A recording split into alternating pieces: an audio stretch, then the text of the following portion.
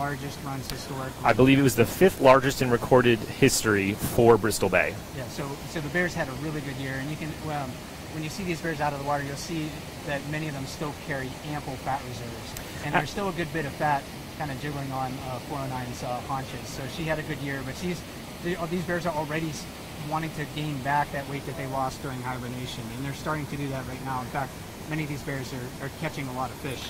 Absolutely. And so far this season, she has been the most reliable lip fisher. She's been the bear we've seen up there the most. Most days, I'd say this past week, she's been up there hanging out precariously close to the edge. I've had a few visitors say to me, you know, she can get close to tipping, and sometimes it looks like it. She's resting on her just back to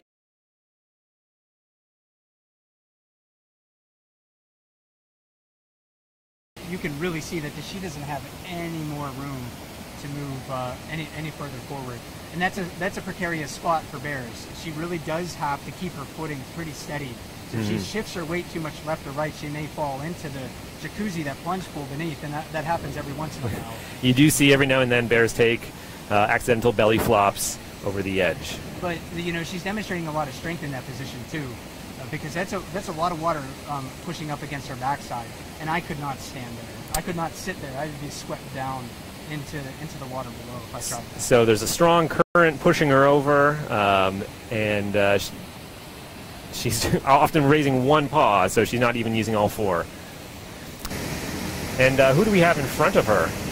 So right down below her in that plunge pool is probably the most dominant bear that we've seen on the river this year.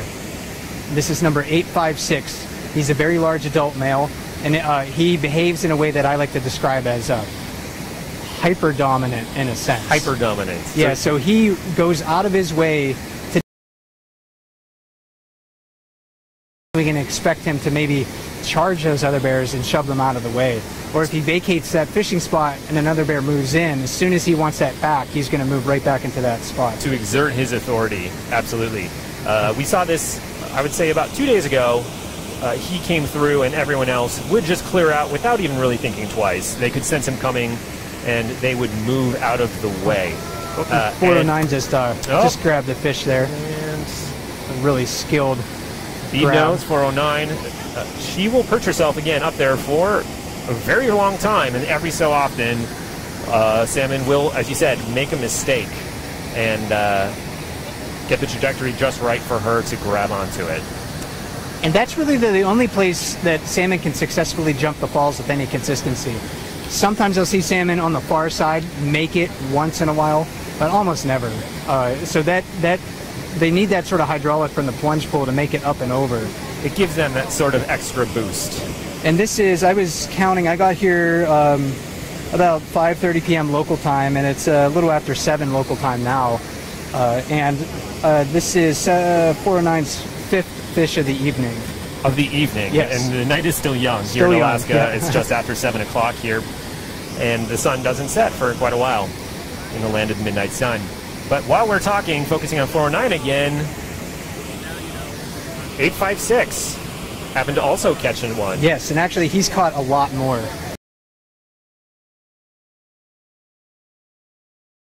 Plunge pool, the place we nicknamed the jacuzzi, is probably the most productive fishing spot at Brooks Falls.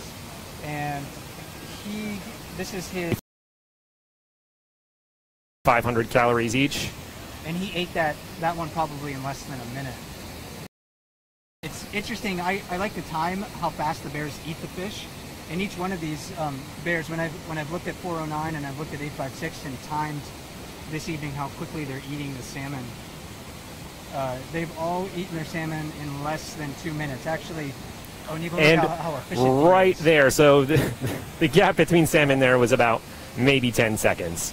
856 with his second in the matter of minutes. The fastest I saw him eat a salmon this evening was in 40 seconds. Wow. And again, that's taking in up to 4,500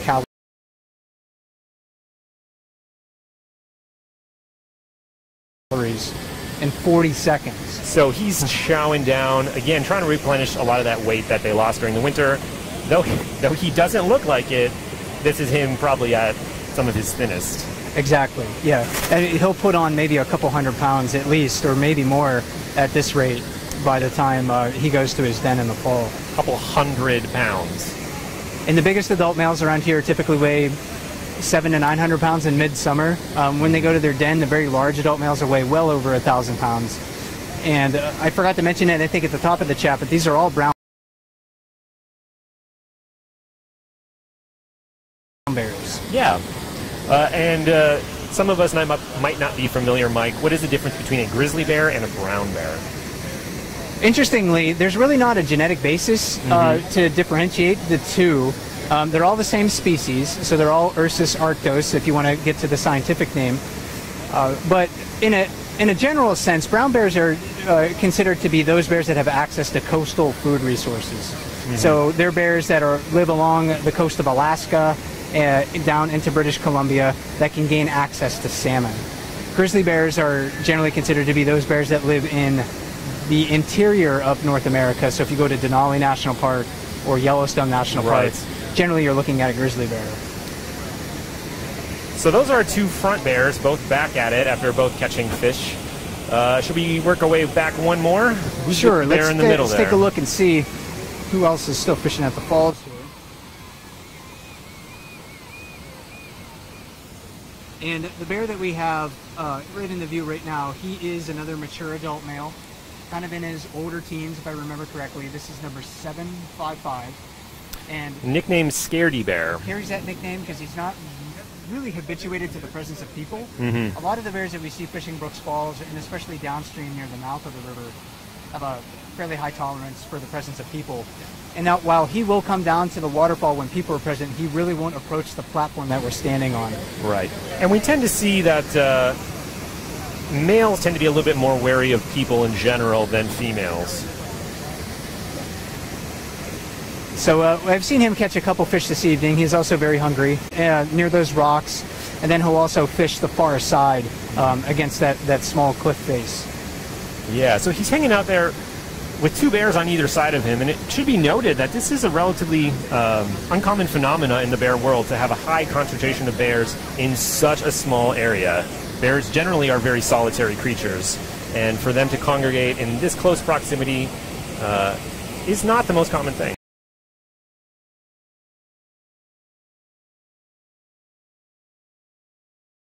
Trying to eat a year's worth of calories in 6 months or less.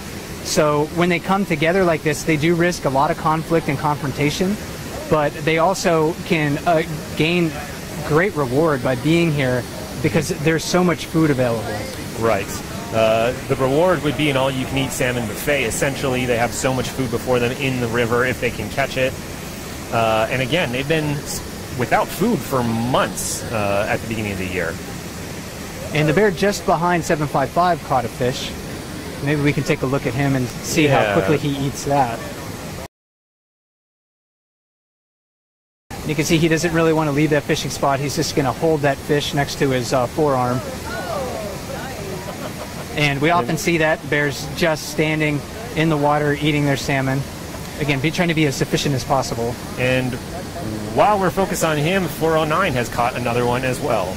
So if you're keeping track this evening, keeping score as you will, 409 has 2 within this broadcast, 856 has 1, and the bear that we're looking at right now, number 83, has 1 fish. Nicknamed Wayne Brother.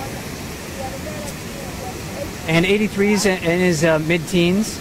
He is very scarred up. He seems to get in a lot of conflicts with other bears, physical confrontations. He has a very noticeable scar on his shoulder, sort of where his shoulder connects to the neck right there. Yeah, and he's for the past few years, he's come back with some pretty big open wounds. Not this year, so he just has scars from those wounds. But if you look at sort of his rump, you can almost see where the fur kind of has a mount. It sort of bounces a little bit. It's not like a smooth line all the way down to his tail, and that's from a couple of big wounds that he's had there.